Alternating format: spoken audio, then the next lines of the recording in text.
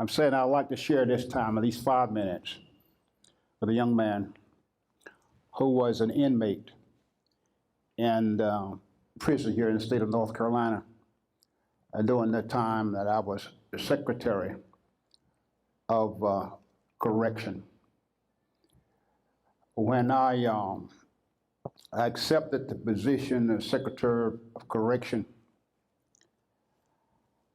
I said and asked God to let me see at least one inmate that was saved. I never met this man until today, but he was saved and now in prison ministry. And this happened during the time that I was secretary of correction. So you see a secretary, a former secretary, and a former inmate share this time with you. Bobby?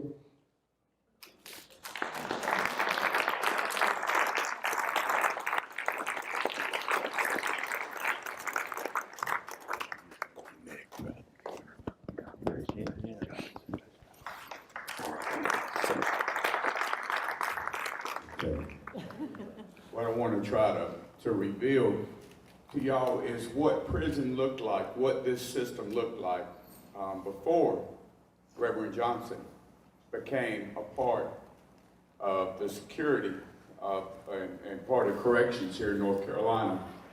My years, I started at Morganton High Rise in 1975, and Hornet, which is in Lillington, North Carolina, used to be a youth center. And that's where I spent my 19th birthday, my 20th birthday, my 21st birthday was shipped out to some of the other adult camps. And what I want you to realize is that prison in those days is different than it was today, or than it is today.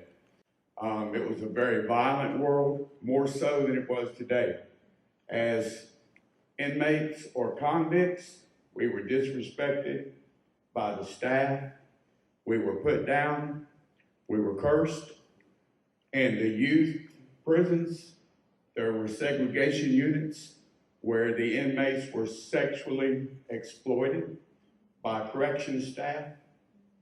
Young men that had been abused all their lives were going to prison and being pulled out of cells in the middle of the night and being abused by the very people that were employed to take care and to watch for their safety. Some programs were available back then, certainly AA, NA not so much. Yokefellow broke through into the Morganton High Rise, into the youth prisons. Some of the larger units had religious programming, but it was very sporadic. When we heard that there was a new superintendent on the block, and we heard he was a black man, we as white inmates thought we were in trouble. We thought that we would be even more discriminated against, that he was going to be for the African American race, and that would be it. But what we found was a man that was colorblind and that wasn't looking at races and that wasn't looking as us as being the ones that was causing the problems in prison, but was looking at us as human beings. And we watched faith-based ministries start coming into these prisons on a regular basis.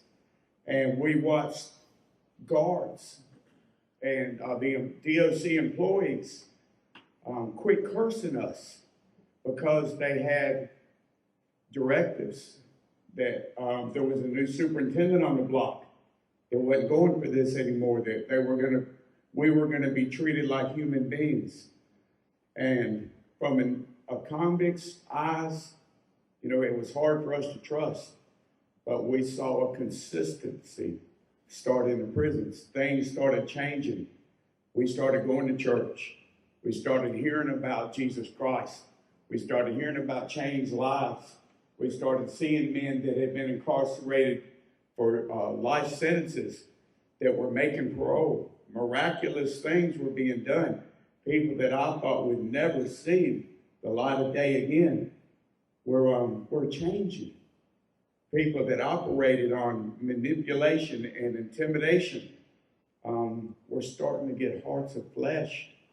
And I attribute it to the doors that Reverend Johnson helped open. Now, I saw his administration take hold. And when I left this state in 92, going back up to the state of Virginia, North Carolina had changed. There were regular church services now.